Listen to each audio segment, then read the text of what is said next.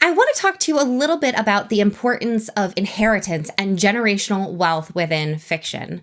Before I get to that, and the reason that I wanted to talk to you about it today, Anchor and Crown is finally out in the world. I am so thrilled to share the first book in the Guilds of Ilbrea series with all of you.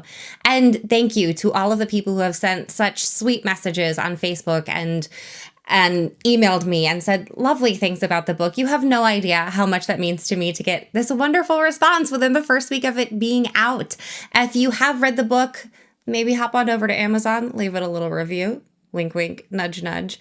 If you haven't read the book, it's available everywhere now. I will say, if you're in the middle of the Anna of Ilbrea series, don't start on Anchor and Crown till you've finished our series. If you haven't read Anna's series at all, jump right into Anchor. Trust me, it'll make for a better reading experience. Now, Anchor and Crown is in the same world as Anna.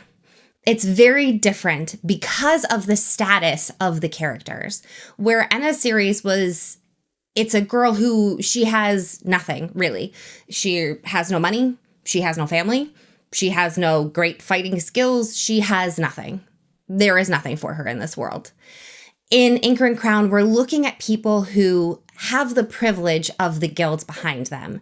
So whether they were born a Lord of the Guild's daughter, they became a ward, they became an apprentice, whatever it is, all of the points of view that we're really looking at in the Guilds of Ilbrea book do come from a place where inherited station is very important.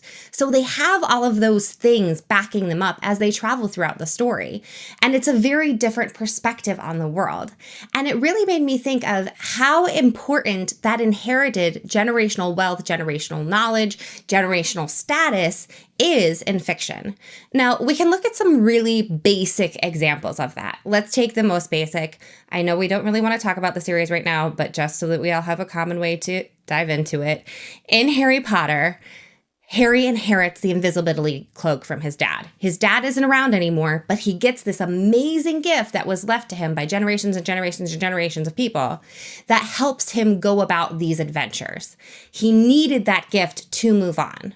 Or we can look at another really classic example. Let's look at Narnia. The wardrobe that they climb through, spoiler alert, there's a wardrobe involved in The Lion, the Witch, and the Wardrobe.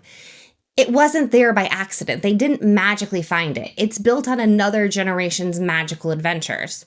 So without that work being done for them before they get to the house in the country where all their adventures start, there would be no adventures because the wardrobe wouldn't be there. We can look at some bigger examples with that too. Let's take Caraval. The sisters are obsessed with the concept of Caraval because of their family's obsession and are able to, swing around getting there because of their family's wealth and station. You can also look at something like the classic Little Women. Jo was so privileged that her family not only made sure that she had an education, but left her a house so they could continue with the series in book 2. You can look at one of my own books, Girl of Glass. Nola is part of the 1% that is chosen to survive the apocalypse. If she didn't have, food, water, shelter, things that most people don't have during the apocalypse, then you couldn't go through with her story. If you look at Throne of Glass, we won't actually look at Throne of Glass. If you know, you know. If you don't know, read the series. I really enjoyed it. And even if we're not talking about specific wealth, items, things like that, there are so many stories where privilege of birth comes into play. So you can look at someone who has absolutely nothing, no money, not really much family in some cases. They don't have some special skill or some amazing talent, but wait, they do. They have something in their blood that they were born with that makes them special, that begins the adventure. So even though they weren't actually handed, wealth, money, power, whatever it is, because of who they were born, they're already granted an amazing head start on their adventure. Look at Shadow and Bone, the first book in the Grisha series.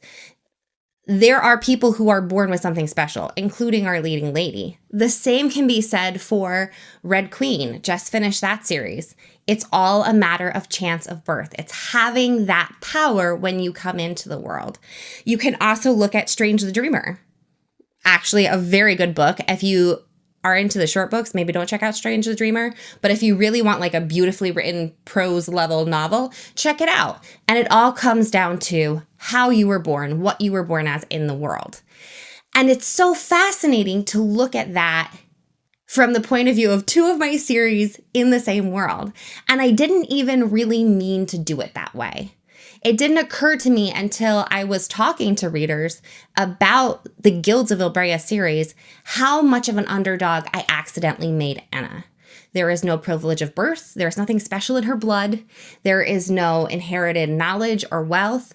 So you've created a real underdog, an underdog who has nothing that they can say they inherited. They gained nothing from the generations that came before them. No money, no land, no status, no knowledge. They have nothing in their blood that sets them apart as something special to propel them on their journey. And that's such a fascinating thing to look at. And it is kind of rare. Like, even take Hunger Games. Katniss may have not been born in the best place, but she learned to shoot a bow and arrow from her father. So how much of those things can we really weed out of books and leave a character standing naked and alone and propel them forward? What series do you know of where that's possible? And I'll tell you, it can be pretty hard to find. In most cases, they already have something going with them. They have something that was given to them before their journey began. So I want to encourage you, when you look at stories all around you, when you read novels, watch TV, whatever it is, look at those stories, those narratives that you're just surrounded by all the time, and take a look at how much unspoken privilege and generational wealth we actually take advantage of in the narratives we hear every day. Just take a look at it. See how common it is and how easy it is to just gloss past it and be like, oh, but they're an amazing hero who happened to have $2 million in the bank. You know, we forget to look at those things, at what built up the character to be the hero that we look at as the protagonist. So take a look at it and let me know what examples you can find. In the meantime, don't forget to check out Anchor and Crown, and I will see y'all next time. Bye-bye.